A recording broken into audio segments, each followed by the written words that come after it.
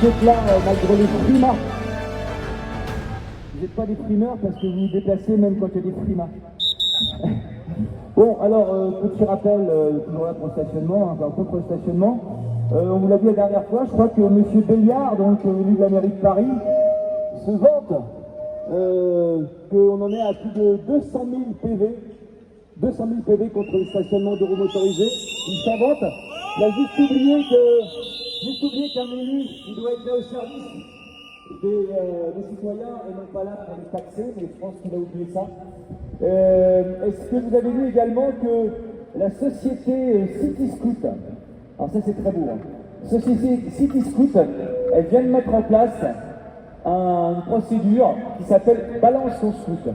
Alors Balance ton Scoot, déjà le nom il est écœurant, hein. Donc on est voilà, avec des gens, des sociétés qui font du fric grâce à la mairie de Paris, puisqu'ils font du scooter partagé, électrique. Et en plus, ils vont pratiquer la délation, hein, ils vont pratiquer la culture de la délation, donc là on est vraiment dans la bouillasse, hein, dans la merde totale, pour pouvoir conserver leur business. Alors, ça consiste à quoi encore? Ça consiste à une application et prévenir s'il y a un city scoot, c'est-à-dire un de leurs véhicules partagés qui est mal garé sur les trottoirs. Donc, eh bien, la personne, c'est juste que ce scooter est mal garé, elle va pouvoir le dénoncer chez City Scoot, mais encore si c'était que chez eux, en interne, donc la représentante de City Scoot s'est exprimée sur BFM ce matin. Donc si c'était encore uniquement sur les City Scoot, on dirait bon, ben, c'est leur merde à eux, ils s'en occupent. Mais déjà, le côté délatoire comme ça, le fait de balancer des gens, c'est vraiment carrément écœurant. On en vient une époque très très sombre de l'histoire de la France. Petit à petit, on y arrive, hein, de plus en plus, moins de liberté, et dénoncer ceux qui nous gênent. C'est vachement bien ça. Liberté, égalité, fraternité, bravo. Et en fait, vous pourrez, grâce à cette application, également dénoncer les scooters des concurrents de City Scoot, mais pire, cette application permet également, alors la porte-parole dit que pour l'instant, c'est pas d'actualité, mais que c'est possible et que ça ne sera pas utilisé, mais vous pouvez également dénoncer des autres véhicules qui sont mal garés sur le trottoir, des bureaux motorisés qui sont mal garés sur le trottoir. Donc rendez-vous compte qu'une société privée appelle à la délation pour pouvoir défendre son business. Voilà où on est arrivé aujourd'hui grâce au système mafieux de Madame Hidalgo. Parce qu'il faut bien savoir que ces gens-là travaillent en CDI avec la mairie de Paris, hein, et que c'est donc la mairie de Paris, la politique de la mairie de Paris qui leur permet de faire des choses pareilles. Donc nous, on va attaquer ça, on va voir avec les juristes s'il est possible d'attaquer ce système, qui est un système de délation mis en place par une société privée. C'est complètement incroyable de voir ça en France. Voilà. Sinon, autre information, au prochain conseil municipal, il va être délibéré 2-3 trucs sur stationnement payant, notamment pour l'élargissement des codes BAC, parce que vous savez que les professionnels doivent avoir un code pour pouvoir, ils ont un code professionnel, pardon, et donc ils doivent prouver que leur véhicule est sous code NAP professionnel pour pouvoir stationner avec des tarifs de professionnels. Donc comme tous les professionnels ne sont pas encore intégrés, puisque évidemment ils sont dépassés par leur système, donc là ils vont ouvrir un peu plus, bon voilà, et puis surtout ils vont faire un tarif nivelé, pour tout le monde pareil, pour les livreurs, 2 roues et 4 roues de motorisés. Ils vont également annuler, faire disparaître tous les stationnements gratuits dans le bois de Boulogne ou le bois de Vincennes, les stationnements gratuits qui sont à côté des infrastructures sportives. Voilà, c'est-à-dire que quand vous voulez aller faire du sport dans un établissement, ou par exemple à côté de Roland-Garros, si vous allez voir jouer au tennis ou voir un match de tennis, dans le bois de Vincennes pareil, tout ce qui est établissement sportif dans les bois, et bien les stationnements de roues motorisés qui étaient gratuits jusqu'à présent vont disparaître aussi et donc deviendront par exemple payants. Voilà où on en est. Voilà, la vermine de la mairie de Paris continue à s'étaler comme une gangrène. Alors, autre chose qui n'a rien à voir avec le stationnement, Je vais vous donner aussi quelques infos sur le contrôle technique, puisque vous savez que la semaine dernière, nous avons rencontré M. Clément Beaune, le ministre des Transports, donc une réunion qui a duré environ 2 heures par rapport au contrôle technique. Alors, M. Clément Beaune nous a clairement dit que pour lui, à titre personnel, le contrôle technique, ça ne servait absolument à rien pour les bureaux motorisés, et qu'il en était convaincu. Très bien. Sauf qu'on lui dit, ben, alors c'est très bien, monsieur le ministre, du coup maintenant, vous allez pouvoir remettre en place un nouveau décret. Et puisque le premier a été attaqué par les associations anti-bureaux motorisés, vous allez pouvoir remettre en place un nouveau décret. On va pouvoir continuer à travailler sur les alternatives. Et là, il dit non, parce que vous savez, ça fait déjà 2 fois qu'on se retoqué. Pour nous, c'est pas terrible. C'est à chaque fois on se fait avoir par le Conseil d'État. Donc, on préfère en rester là et on mettra un contrôle technique en juin qui sera un contrôle technique visuel. Donc, en réalité, ce contrôle technique, c'est quoi? Un contrôle technique visuel, c'est parce qu'il sait très bien que les professionnels du contrôle technique ne seront jamais prêts. Ils ne seront pas prêts avant 1 an et demi, 2 ans. Et qu'en attendant, ils vont quand même nous mettre un contrôle technique visuel. C'est-à-dire, en gros, ils vont nous prendre 40 ou 50 balles pour faire ce qu'on fait nous tous les jours autour de notre moto, regarder si les choses fonctionnent, si les freins vont bien, etc. Donc voilà, on en est rendu aujourd'hui. Donc on a dit à monsieur le ministre Clément Beaune que nous restons sur des positions, que nous étions contre le contrôle technique et que nous allons continuer une mobilisation. Lui nous a dit oui, je comprends bien, mais je ne peux pas aller contre le Conseil d'État. On a bien répété qu'il n'allait pas contre le Conseil d'État et que le Conseil d'État laissait certains choix et que notamment on pouvait remettre encore en place un décret. Il préfère en rester là. La réunion était cordiale, mais nous restons sur nos positions contre le contrôle technique. On lui a expliqué qu'effectivement ça n'avait rien à voir avec la sécurité des motards, puisqu'en France, depuis 10 ans, la mortalité des usagers de motorisés a baissé de 19%, alors que le nombre de véhicules a augmenté de 30%, et que donc il n'avait rien à voir avec la sécurité et le contrôle technique, et que dans les statistiques d'assurance, on était à 0,3% d'accidents dus au mauvais état du véhicule, et donc évidemment, c'est pratiquement rien du tout. Donc le contrôle technique n'interviendra en rien dans la sécurité des usagers de motorisés. Idem pour certaines autres opérations, par exemple, vous savez que pour les voitures, le boîtier flex pour passer à l'éthanol est homologué. Pour les motorisés, il ne l'est pas. Voilà, alors on lui a dit il faut faire homologuer aussi pour les motorisés s'il y en a qui veulent passer à l'éthanol.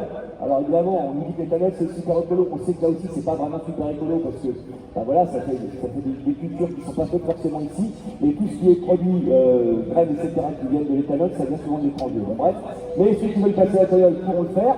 Donc il nous a dit qu'il travaillerait là-dessus, sans problème.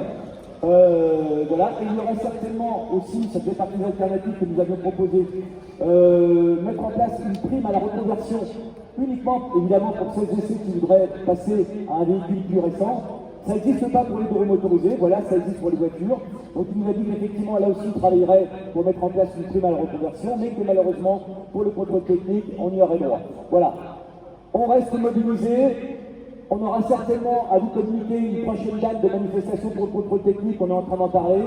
Et bien évidemment, on ira jusqu'au bout, comme pour le stationnement de roues motorisées payants. On ne lâche rien, et je vous rappelle que quand vous serez là, nous aussi on sera là. Merci d'être là.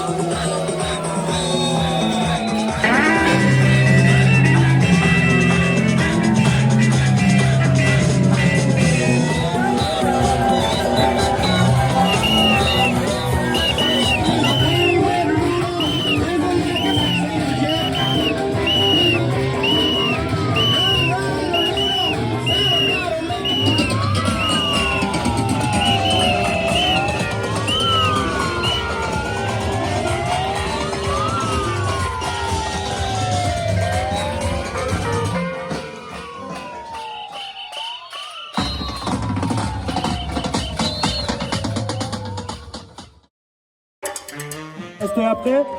Et traditionnellement, on vous passe toujours une dernière musique pour faire la chenille. Étienne, ça va être à toi. Je vous invite à toujours venir derrière Étienne pour la traditionnelle chenille de fin de Mani. Allez, c'est parti.